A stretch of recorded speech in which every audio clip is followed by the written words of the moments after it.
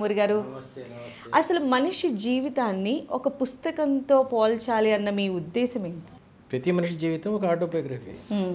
బాల్యం అంతా అల్లరి హుషారు సరదాగా మధ్యలో యవ్వనం ప్రేమ తర్వాత ఫిలాసఫీ అంటే లాస్ట్ స్టేజెస్ భావబంధ విముక్తి ఇంకా మరణం భావబంధ విముక్తి అని మనం చచ్చిపోయేటప్పుడు వెనక్కి తిరిగి చూసుకుంటే ఎంత బాగున్నాం ఎంత బాగా లైఫ్ ఎండ్ చేసాం అదే కదా జీవితం అంటే.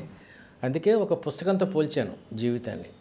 ఏ చాప్టర్లో అట్లా రకరకాలుగా చేసుకుంటూ వచ్చాను. అయితే మీ పుస్తకానికి కవర్ పేజీ అనేది ఉంటే అది మీ చిరునవ్వే అని అన్నారు. చాలా బాగా చెప్పారు గురూజీ దీని గురించి.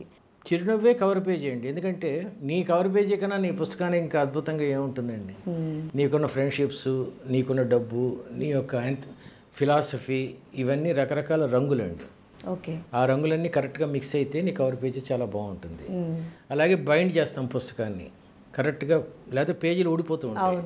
దాన్ని సమయ పాలన లేకపోతే పర్సనాలిటీ అంటారు. అలాగే నువ్వు ఒక ప్రామిస్ చేసి దాన్ని కరెక్ట్గా ఫుల్ఫిల్ చేస్తే నీ మార్కెట్లో నీ వ్యక్తిత్వం పెరుగుతుంది. అప్పు తీసుకుని కరెక్ట్గా టైంకి ఇచ్చాడు అంటారు అనుకోండి, దీన్నంతా పేజ్ మేకప్ అంటారు. ఓకే, పేజ్ మేకప్, పేజ్ కొట్టడం ఇవన్నీ ఒక పుస్తకంగా అనుకుంటే everything is ingredients of success. దాన్నే లోయ నుంచి శిఖరానికి అని పేరు పెట్టాను. ఓకే, అర్థం కాలేదు గురూజీ, ఇంకొంచెం క్లియర్గా డీటెయిల్గా చెప్తారా? నీ విలువలు నమ్మకాలు నీ యొక్క బతికే విధానం ఇవన్నీ ఒక పుస్తకం అనుకుంటే దీన్ని 4 చాప్టర్లుగా విడగొడతామండి. బాల్యంలో ఆటలు పాటలు, క్రమశిక్షణ, చదువు పట్ల ఉత్సాహం, జీవితంలో గమ్యం పెట్టుకోవడం, ఇదంతా బాల్యం అనుకుందామండి. యవ్వనం డబ్బు సంపాదించడం, భార్యతో సరదాగా ఉండటం, ప్రేమ, పిల్లల్ని సరిగ్గా పెంచటం. తర్వాత ఏజ్ పెరిగి వయసు పెరుగుతున్న కొద్దీ సత్తువు తగ్గిపోయినప్పుడు వృద్ధాప్యంలో ఎంత బాగుంటావు అనుకోవడానికి ఒక బిల్డింగ్ కట్టుకోవాలి కదా, దానికి కావలసిన పునాదులు యవ్వనంలో తవ్వుకోవటం, ఇదంతా యవ్వనం అండి.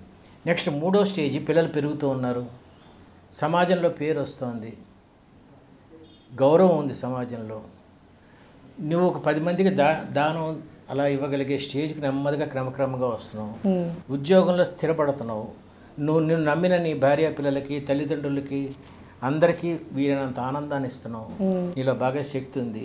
ఆ శక్తిని తాగుడు ప్యాకెట్లో కాకుండా ఒక గమ్యం ఏర్పరచుకోవడానికి ఒక బలమైన పునాది తవ్వుకుంటున్నావు. నెక్స్ట్ వృద్ధాప్యం, ఒక హాబీ డెవలప్ చేసుకున్నావు, చదరంగం ఆడుకుంటున్నావు మనవలతో, రిటైర్ అయిపోయిన ఫీలింగ్ ఏం లేదు, హ్యాపీగా ఎంజాయ్ చేస్తున్నావు లైఫ్ని, దీన్ని వృద్ధాప్యం అన్నాం అనుకోండి. ఇవన్నీ 4 చాప్టర్స్. కానీ ఒక చాప్టర్లో ఉన్నది ఇంకో చాప్టర్లో, ఇంకో చాప్టర్లో ఉన్నది ఇంకో చాప్టర్లో చేస్తే ఆ పుస్తకం సరిగ్గా ఉండదు. అవును, కరెక్ట్.